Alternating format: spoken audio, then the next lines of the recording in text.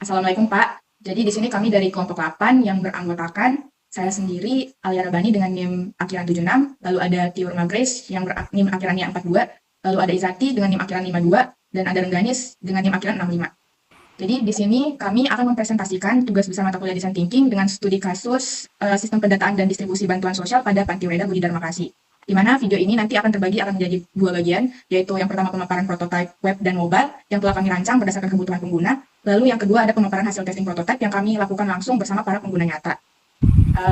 Selanjutnya kami akan langsung saja masuk ke pemaparan prototipe sistem bagian web terlebih dahulu yang akan dijelaskan oleh rekan saya.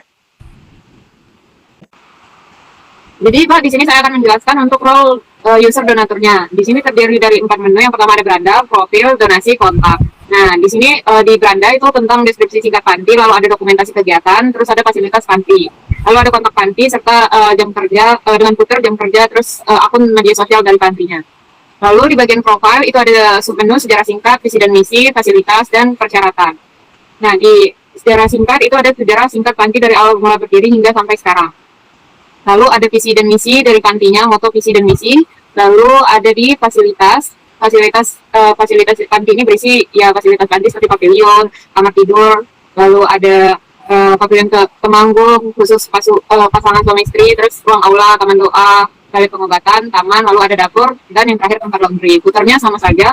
Lalu di bagian persyaratan itu ada persyaratan calon penghuni panti.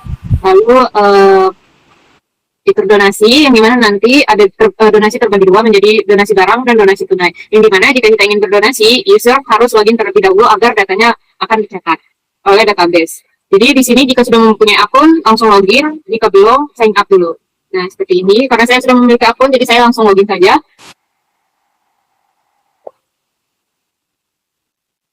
Login berhasil, lalu kita akan disuruh untuk mengisi formulir donasi barang yang dimana ada nama donatur, nomor HP, dimat, kategori barang, nama barang, lalu jumlah, lalu ada foto barang atau resi pengiriman, lalu catatan untuk penghuni semisal semoga bermanfaat dan lainnya. Lalu di sini ada lokasi di Google Maps-nya.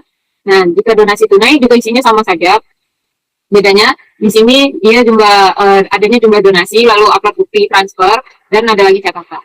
Lalu di bagian kontak itu ada hubungi panti yang mana ada lokasinya, nomor telepon, media sosial. Lalu di sini bisa mengirim pesan ke panti, pesan apa saja, misal semangat untuk para penghuni atau semoga sehat selalu. Lalu di sini ada Google Maps-nya. Lalu yang terakhir itu ada notifikasi. Nah, notifikasi ini akan muncul jika kita mengirim donasi diterima atau donasi ditolak. Juga ada ucapan terima kasih dari yang dikirim oleh admin. Seperti ini akan muncul pop-up jika diklik. Sekian untuk role donatur, terima kasih. Jadi selanjutnya di sini saya di rumah, saya akan menjelaskan bagian website bagian role admin. Jadi di sini untuk role admin itu kita ada autentikasi login. Jadi saya login sebagai admin. Jadi setelah di sini masuk ke halaman dashboard admin, untuk di pertama-tama di header itu ada logo panti, ada search bar, ada notifikasi.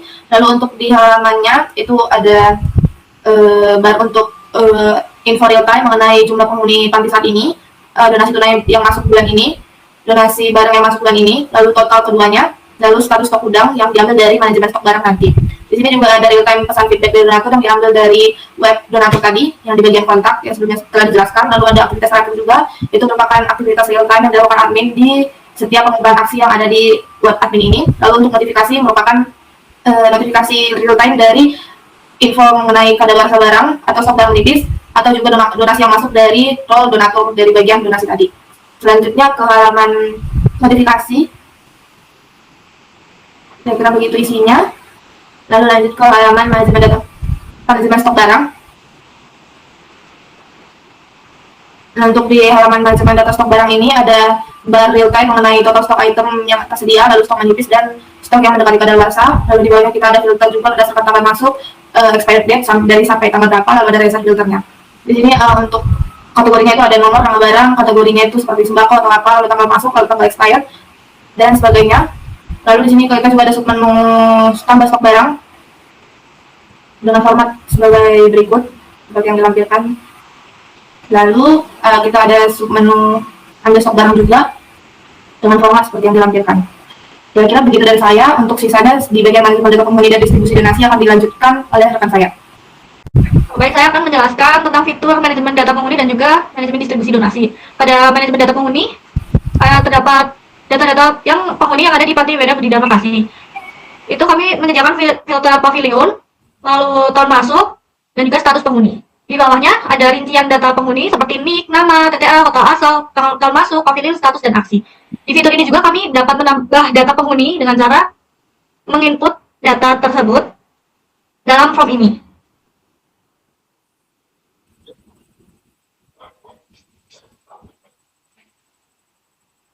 Selanjutnya, tentang fitur manajemen distribusi donasi.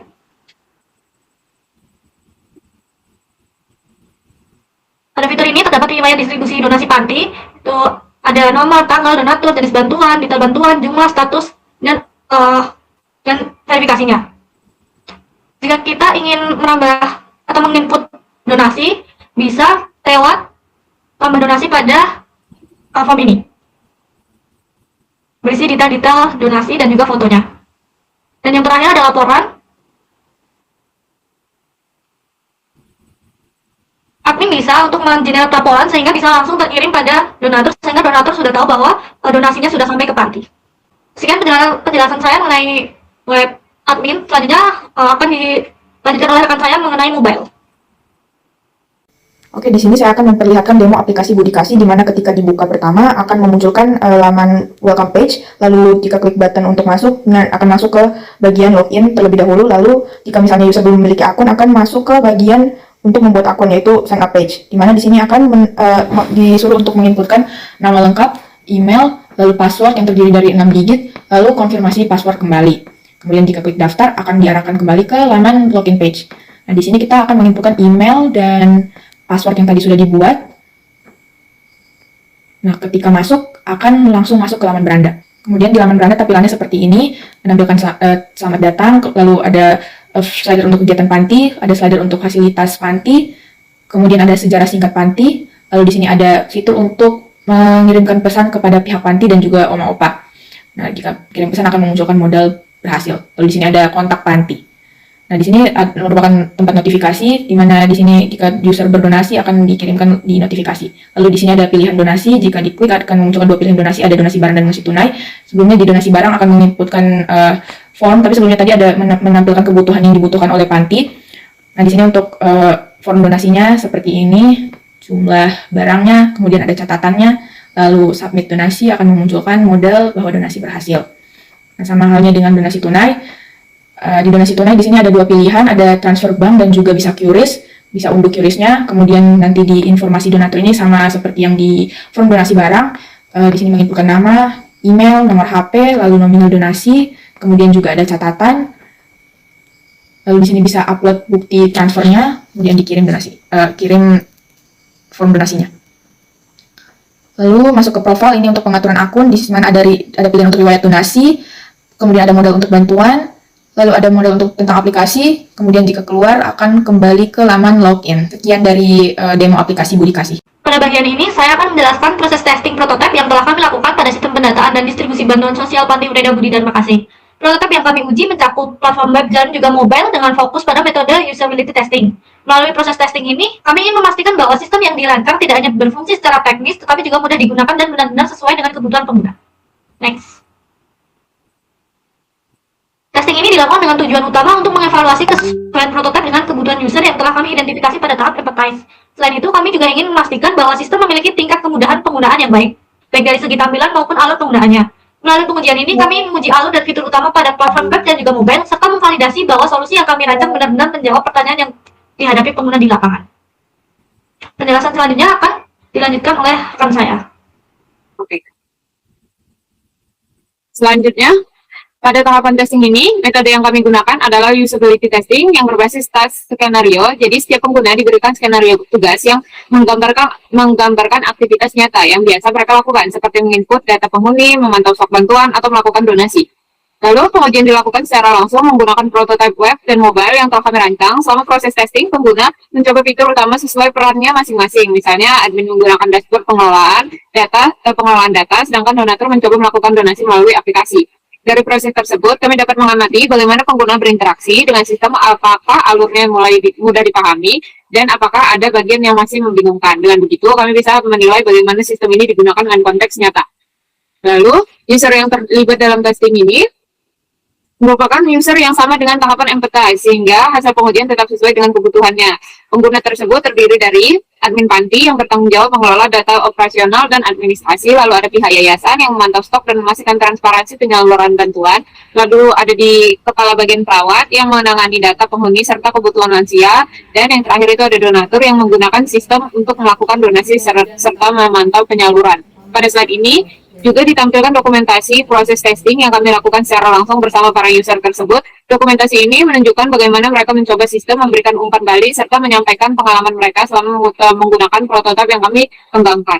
Lalu, selanjutnya akan dilanjutkan oleh rekan saya. Baik, setelah prototipe selesai dirancang, langkah selanjutnya adalah melakukan testing. Jadi prototipe yang kami uji ini terdiri dari 2 platform utama, di mana yang pertama itu kami ada website, yang dimana website ini dibagi jadi 2 bagian, yaitu web admin yang digunakan oleh pihak internal panti untuk mengelola semua data operasional. Lalu ada web user yang bisa diakses oleh masyarakat umum atau para donatur untuk melakukan donasi.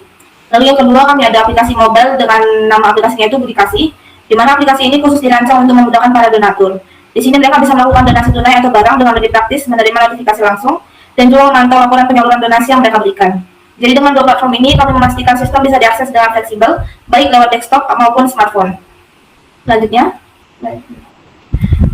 Jadi dari hasil tahap empatasi yang kami lakukan sebelumnya, kami sudah mengidentifikasi kebutuhan masing-masing pengguna. Dan berdasarkan hasil testing, setiap fitur yang kami rancang sudah sesuai dengan kebutuhan mereka.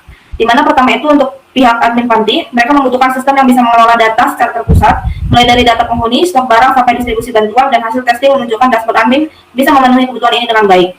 Lalu yang kedua itu untuk pihak yayasan, mereka fokus ke monitoring stok bantuan dan laporan donasi untuk transparansi, di mana fitur laporan otomatis dan notifikasi stok yang kami buat sangat membantu mereka dalam pemantauan. Lalu pihak ketiga itu adalah kepala perawat, di mana mereka butuh data penghuni yang rapi dan mudah diakses, terutama riwayat kesehatan. Jadi sistem kami menyediakan fitur pencarian dan filter yang memudahkan mereka menemukan data dengan cepat. Lalu yang terakhir untuk para donatur, mereka ingin proses donasi yang praktis dan bisa tahu kemana donasi mereka disalurkan. Jadi dengan adanya form donasi yang sederhana, notifikasi status verifikasi, dan laporan transparansi, para donatur merasa lebih yakin dan puas. Jadi secara keseluruhan, hasil testing menunjukkan bahwa fitur-fitur ini benar-benar dapat digunakan dengan baik oleh masing-masing user sesuai dengan peran dan kebutuhan mereka. Selanjutnya akan dijelaskan oleh rekan saya, Alia Rabani. Baik, selanjutnya di sini saya akan menjelaskan mengenai hasil usability testing, di mana secara keseluruhan hasil usability testing ini menunjukkan bahwa sistem mudah digunakan, navigasi jelas dan mudah dipahami, fitur sesuai dengan kebutuhan masing-masing user, lalu sistem dinilai lebih efisien dibandingkan proses manual. Kemudian, user merasa puas dan terbantu dengan adanya sistem ini. Seluruh user menyatakan bahwa prototipe yang diuji sudah baik dan mampu menjawab permasalahan yang selama ini mereka hadapi, serta tidak ditemukan kendala signifikan selama proses pengujian. Selanjutnya kesimpulan, berdasarkan hasil tahapan design thinking yang telah kami lakukan dari empathize, define, ideate, dan perancangan prototipe serta pelaksanaan usability testing, dapat disimpulkan bahwa prototipe sistem pendataan dan distribusi bantuan sosial Panti Ureda Budi Dharma Kasih telah dirancang sesuai dengan kebutuhan pengguna. Pengujian yang dilakukan pada prototipe web dan aplikasi mobile menunjukkan bahwa sistem mampu mendukung pengelolaan data penghuni, donasi, serta monitoring stok dan distribusi bantuan secara lebih terstruktur dan efisien. Kemudian seluruh pengguna yang terlibat dalam testing, baik pihak internal, panti, maupun donatur, menilai bahwa sistem memiliki alur yang jelas, mudah digunakan, dan fitur yang relevan dengan peran masing-masing. Dengan demikian, prototipe ini dinilai telah memenuhi aspek usability dasar dan layak untuk dilanjutkan ke tahap pengembangan sistem selanjutnya. Sekian dari presentasi mengenai prototipe dan testing dari kelompok 8. Jika ada kesalahan mohon dimaafkan. Terima kasih. Wassalamualaikum warahmatullahi wabarakatuh.